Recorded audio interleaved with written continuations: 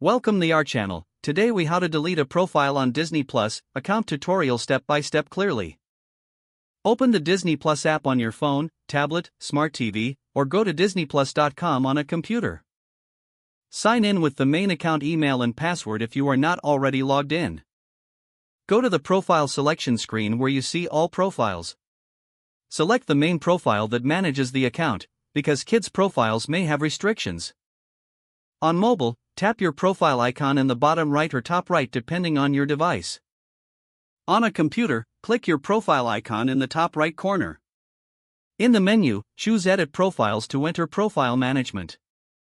If you do not see Edit Profiles, look for Manage Profiles and open it. You will now see all profiles with an edit icon on each one.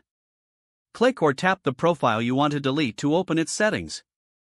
Double-check the profile name and avatar to make sure it is the correct one. Remember that deleting a profile removes its watch history and recommendations. Look for the option called Delete Profile at the bottom of the profile settings page.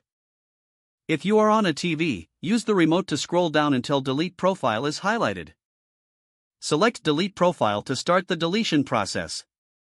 A confirmation message will appear to prevent accidental deletion.